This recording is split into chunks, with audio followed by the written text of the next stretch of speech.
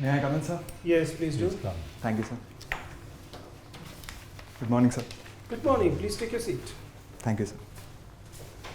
You are Mr. Virupaksh Vikram Singh. Yes, sir. So, which one is your name? Sir, all three are my names, but sir, everybody calls me Viru. Viru. So, Virupaksh, you're comfortable? Yes, sir. And English is going to be your preferred medium. Yes, sir. I want you to introduce yourself to the board. So, my name is Virupaksh Vikram Singh. I am 24 years old. I was born in Gangtok, Sikkim. Thereafter, I have completed my schooling and legal education from the National Law University at Delhi.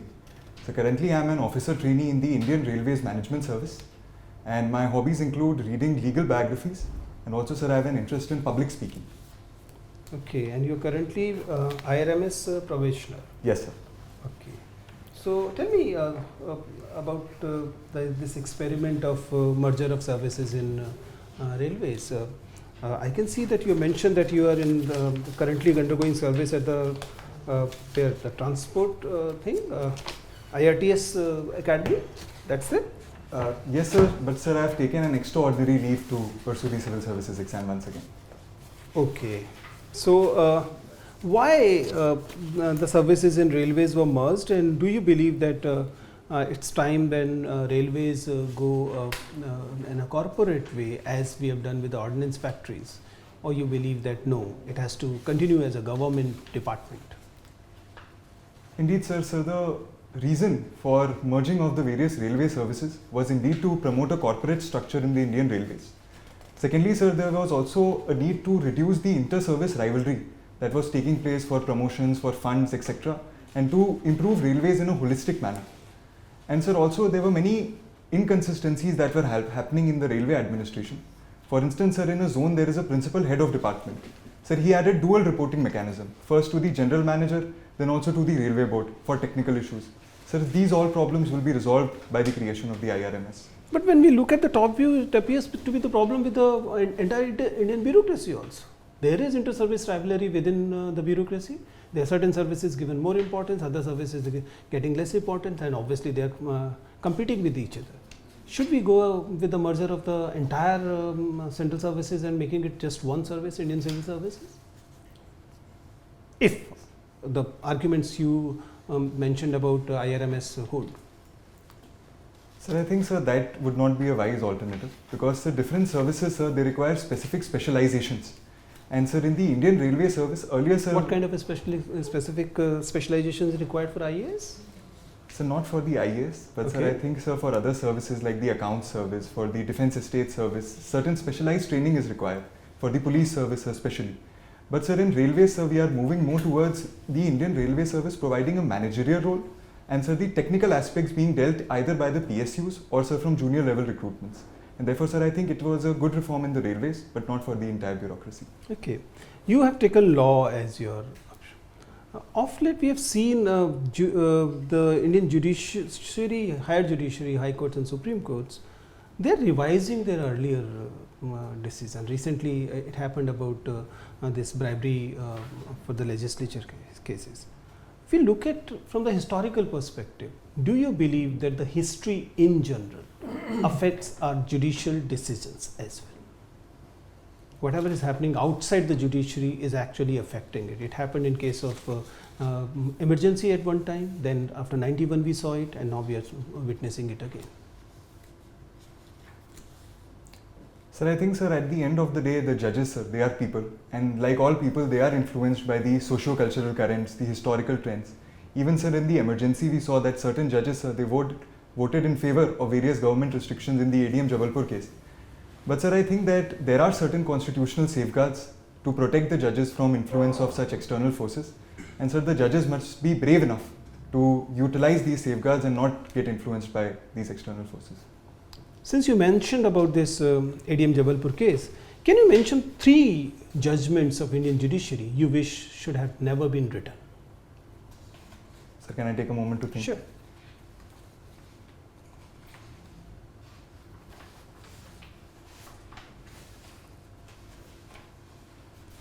Sir, I think, sir, the first one was the First Amendment case, wherein, sir, the Parliament was given a carte blanche to amend the Constitution as it liked and no judicial review was allowed.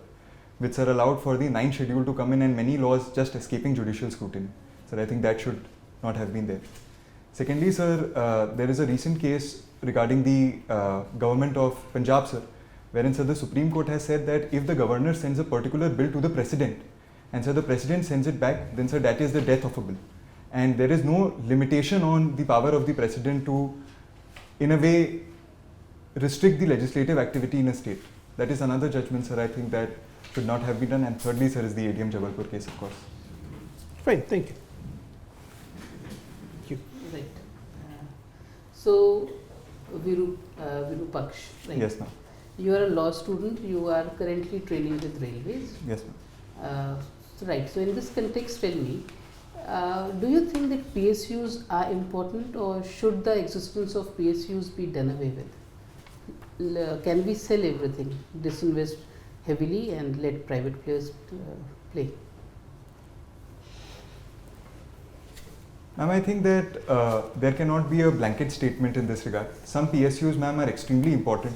For instance, ma'am, the IRCON, which constructs the railway infrastructure, the RITES, which provides consultancy services, and ma'am, these are providing a public good, and therefore they need to be subsidized, and the objective should not be profit making. But ma'am, certain other PSUs, for instance, ma'am, there was, of course, Air India, which need to be privatized because they are a purely commercial enterprise, and government should not be a part of that. What do you think about railways? Ma'am, as in complete privatization of railways? Ma'am, my opinion is that we should not go for complete privatization of railways, but ma'am, liberalization of railways, wherein we should allow private players in various railway domains, but the Indian Railway should have a commanding role so as to serve a social obligation towards the people of India by providing them subsidized services. And how important are jobs, creation of jobs by the government? Should that be a role of the government? Ma'am, I think that earlier, when industry and private enterprise was not so much in India, at that point the government had an obligation. But ma'am, now I think that the government should not actively go on providing jobs and focus more on good governance and other aspects. All right. Tell me, how in your opinion is the Indian economy doing at present? Ma'am, I think that despite several challenges in the world order and the economic order, the Indian economy is doing relatively well. Ma'am, India is projected to grow at 7.6% this year, which is the highest among all the major economies. Secondly, ma'am, our inflation levels are at 5.1%, though a little high, but still not as high as in other parts of the world. And ma'am, even in the external sector, we are recording high FDI. Our currency is the best performing Asian currency into 2023. So overall, ma'am, I think we are doing good. Why did we need to change the definition of value added from GDP to GVA? Ma'am, I think that GVA, ma'am, it includes the production side of things, whereas ma'am, GDP, it includes the consumption side of things. And ma'am, therefore... what is the basic difference, GDP and GVA? Ma'am, GDP is GVA plus indirect taxes minus subsidies. Right. So what is the benefit of changing the definition of growth from GDP to GVA? Will it step up the value? Yes, ma'am, it leads to an increase in the value, which has also been pointed out by the IMF recently. All right. And why did we have to do this? Ma'am, Even 6.47 is not a bad estimate. Why did we have to give these elevated estimates of 8.4? Ma'am, I'm not entirely sure about the correct answer. All right. Tell me, do you think the budget has been fairly allocated, especially with respect to the social sector? Ma'am, I think that yes, certain allocations have been made, but ma'am, because it is an interim budget, we cannot say in totality that what shall be the impact. And ma'am, there was a need for capital spending also in the economy, which is slowing down. And therefore, ma'am, I think that some cuts in the social expenditure to boost the capex was a correct step. Are we doing good on the front of spending on education and health? Is the optimal value achieved?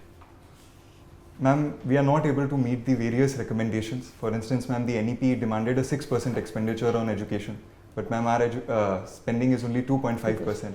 Similar is, ma'am, the case with health. And therefore, there is a need to step up spending, and the government must, in due course, prioritize these two social sector expenditures. So a budget that cuts down on these spending further, would you call it a fair budget? Ma'am, I think that whenever we are talking about fiscal allocation, we need to have trade-offs. And ma'am, the current government has thought that boosting capital expenditure at this moment is more important than boosting social sector expenditure. Okay, my final question to you. Would a blanket reservation of 50% for women be a good idea? Ma'am, in the political sphere, ma'am? Blanket across fields.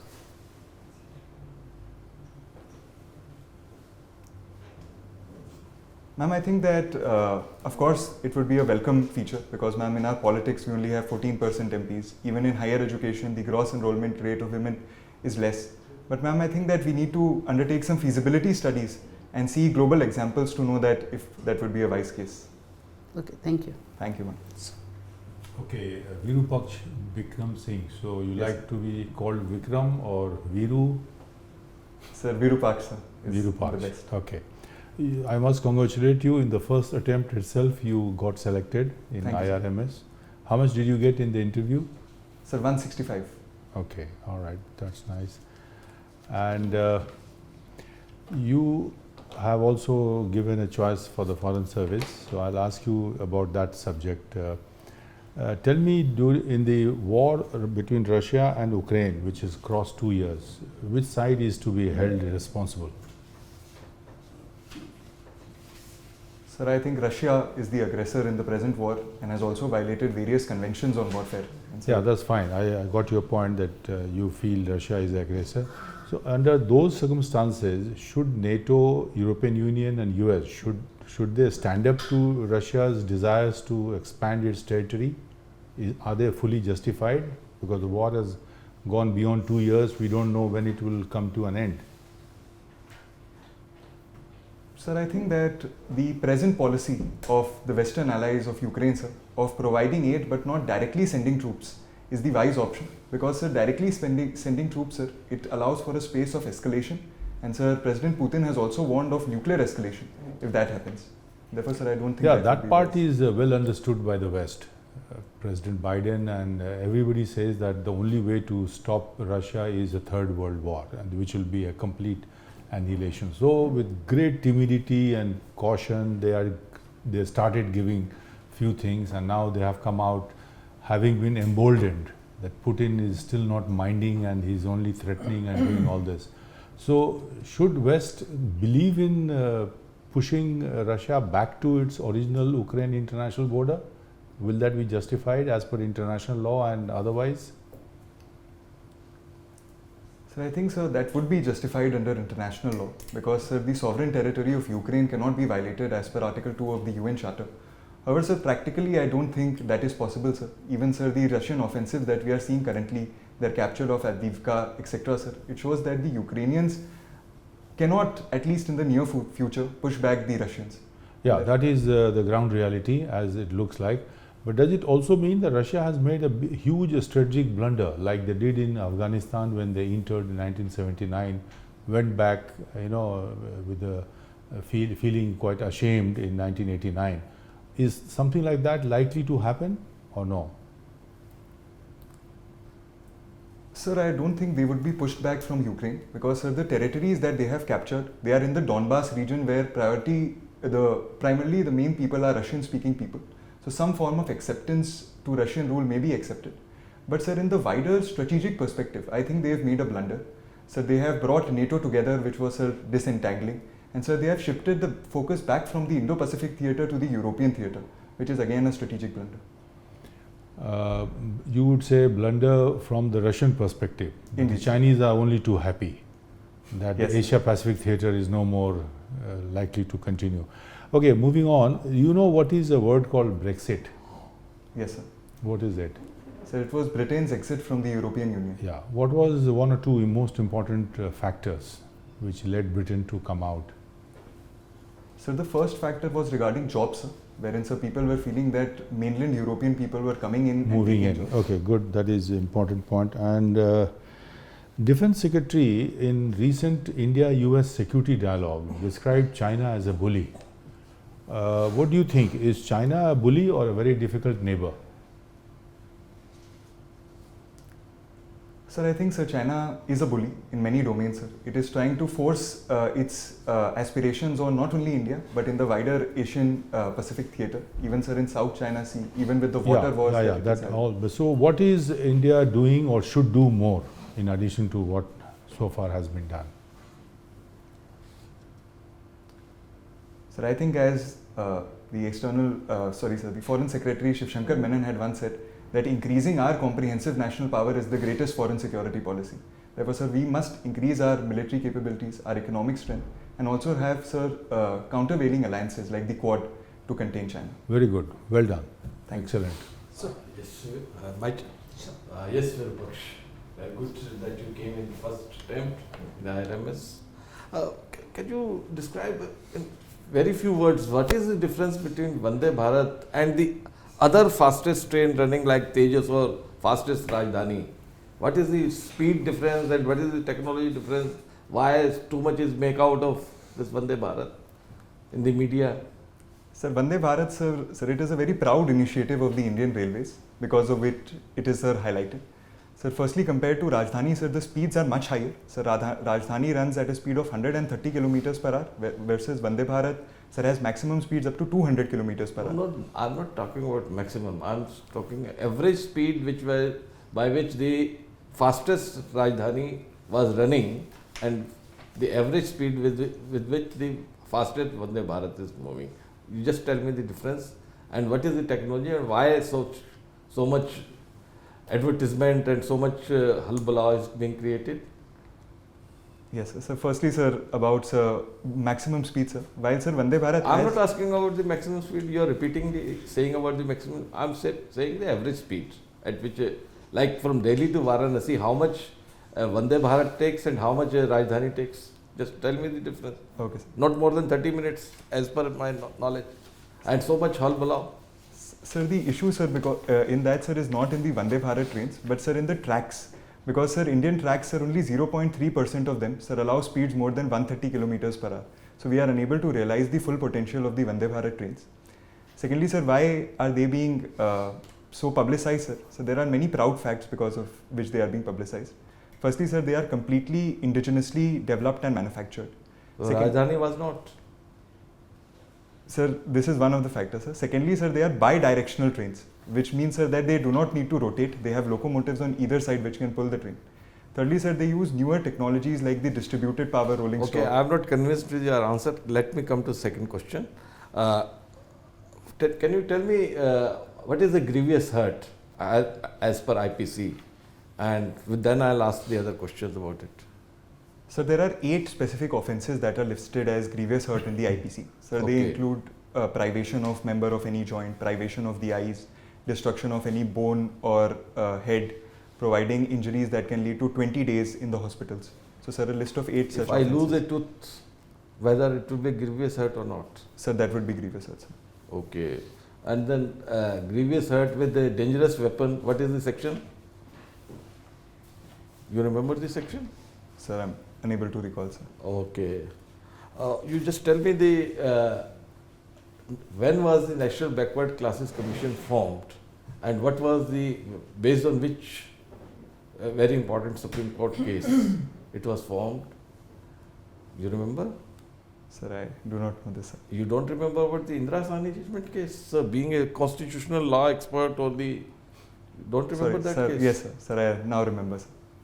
So, tell me, what was the judgment and what was how it was created, the National Commission for Backward Classes?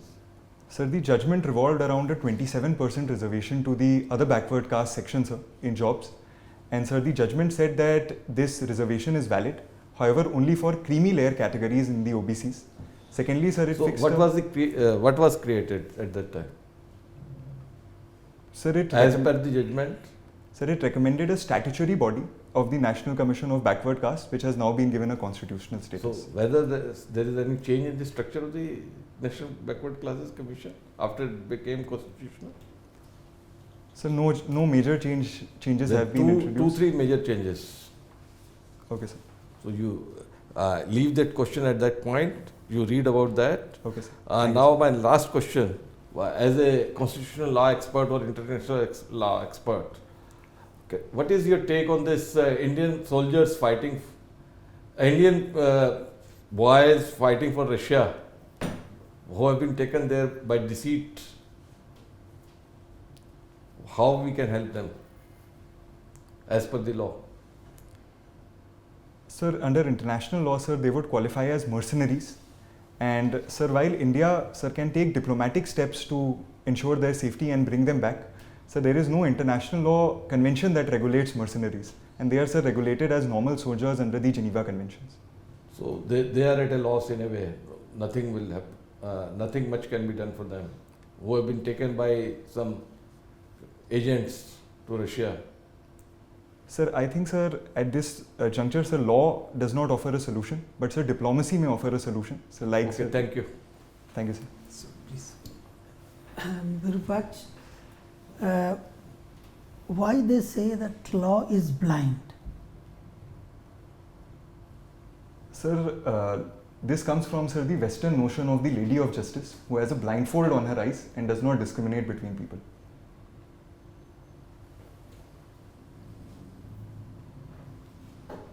Doesn't discriminate on people. I think that's the reason. Okay. Why law of torts is not developed in India? It's not required. Sir, I think, sir, it is required, but there are numerous reasons why it has not developed. Firstly, sir, it is an uncodified law, and therefore, sir, cases are not easily instituted in courts. Secondly, sir, there is a lack of awareness about tort law and how, sir, it impacts the people. And thirdly, sir, tort law grows in jurisdictions which have an easy judiciary or a fast judiciary. But, sir, in India, the judicial process is cumbersome, it is time consuming, and therefore people do not go under tort law. Okay. Referring to railways, speed first or safety first? Sir, I think safety first is essential, but sir, we should not completely compromise on speed also.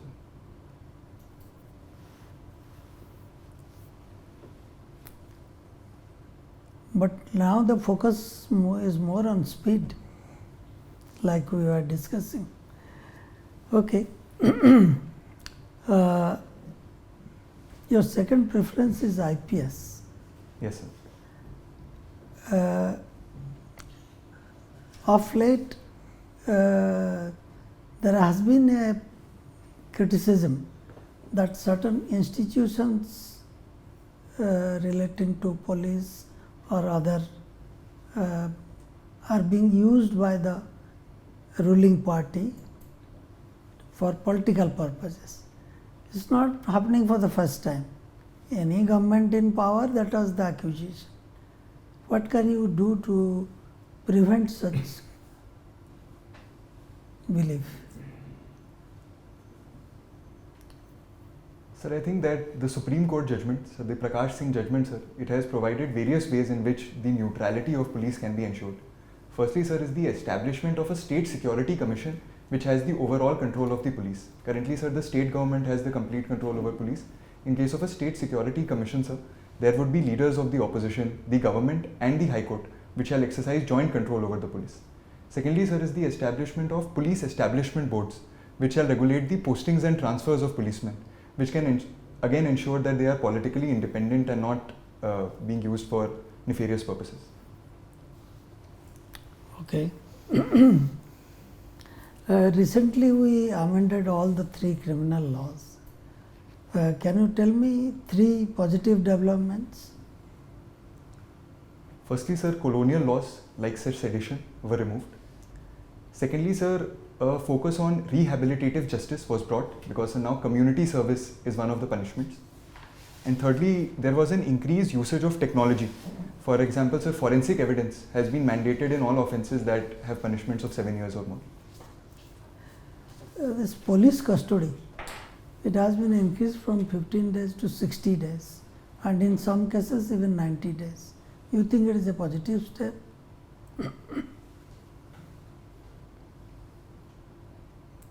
Sir, I think, sir, while the committee that was deliberating on these laws, sir, the Ranbir Singh committee, sir, it got representations from the police that because of lack of police custody, the time for investigations and filing of charge sheet is increasing. and therefore by providing them additional custody, the entire judicial system can become faster. And sir, adopting that rationale, I think, sir, this is a correct step. Okay. Rajdroh has been replaced by Deshdroh. What is the difference? Sir, Rajdroh, sir, which was a sedition, sir, it involved making statements against the government, whereas sir, Rajdroh is making statements against India and its sovereignty or integrity. Yes, sir, Deshdroh, sir. Sorry, sir. Okay. Okay, Virupaksh, before we let you go, you mentioned Delhi as your home state and Yes, Hindi as your mother tongue. Yes, sir. Can you just narrate the alphabets of Hindi?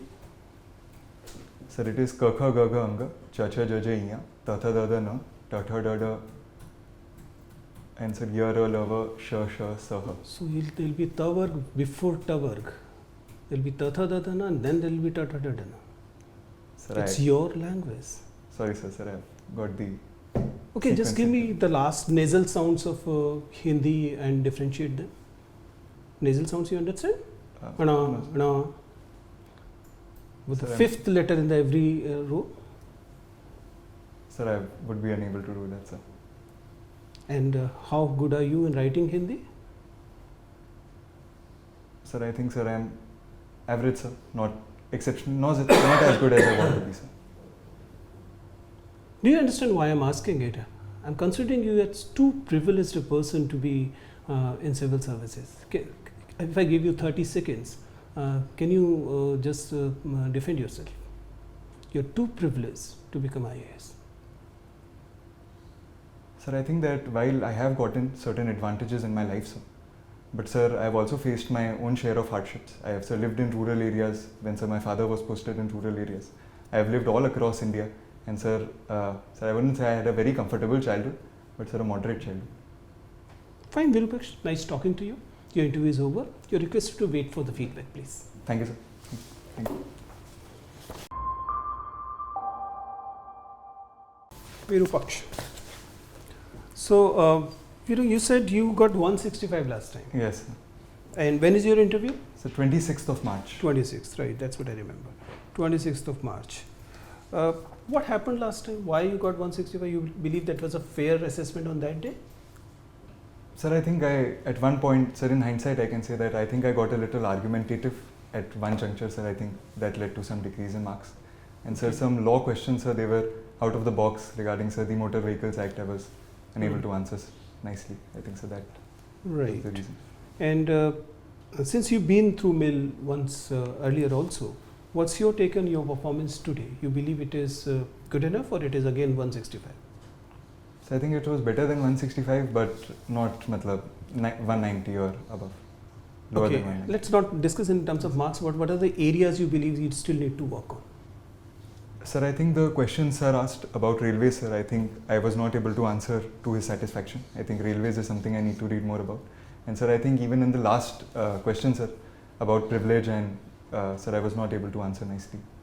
See, that question was obviously basically to unsettle a bit, obviously, and also to see whether that angle of your DAF you have seen or not, right? That was the idea.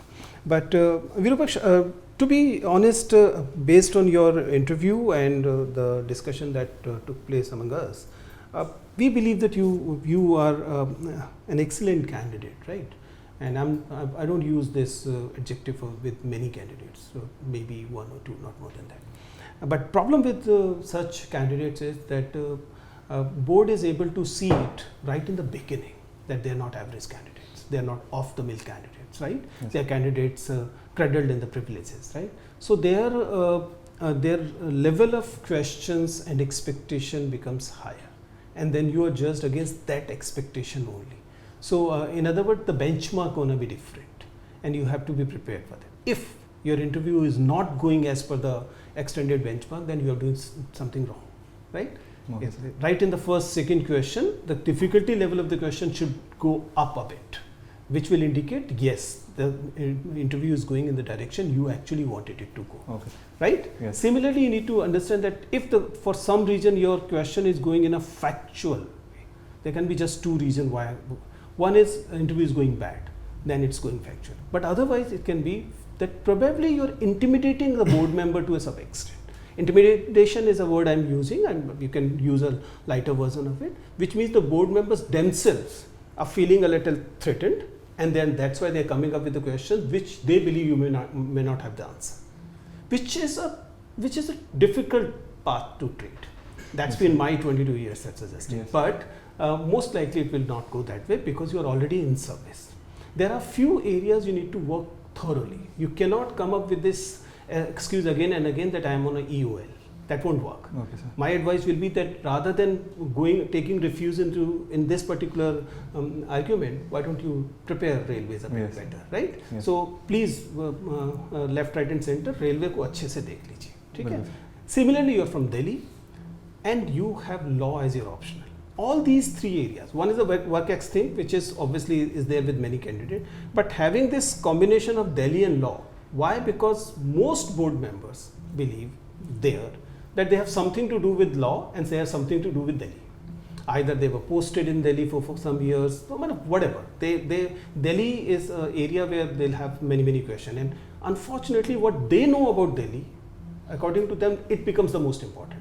Whether it's Delhi's food, Delhi's vegetation, Delhi's history, Delhi's culture, anything. So prepare Delhi thoroughly, Okay, sir. right? And similarly law. All of them have studied law at some point of time or some sections of the law at some point of time. And they will believe that particular section of law is the most important section. So the onus become at you. But I must say that you handled all of it very well. Thank you, sir. I'm giving this detailed feedback because I believe that you are a candidate who will be doing wonders, right? So in my opinion, even if you don't change much, you are able to perform the way you performed today. That too will be very good. But by no stretch of imagination, you are 165%. No, you're not. Okay. So I'm sure if you have done your mains well, you should be in the proper top 50, right? Thank you, sir. All the best. Sir, I have Yeah. one question, sir. Sir, in case, sir, the interview is going, sir, in a more factual manner, and sir, you said that perhaps the board members might feel threatened at some point. I felt that, sir, with one board member. Bring that humility in you. Okay, sir. Bring that humility in you, right? Whenever a little information is do mention that oh, you're so thankful that this information. I mean, just pretend to be really obliged there. Okay. You can bring a little humility Okay, there. definitely. And also then the old technique, you're a public speaker, you know that we do drop keywords, right? Yes. And these which are leading answers. Yes, sir, yes. Leading answer that which effectively make sure that you lead the board in the direction of your strength and not weakness. It Okay. should be in terms of analysis rather than facts. Okay. Right? Okay, sir. All the best. Thank you, sir. All the best. Thank you.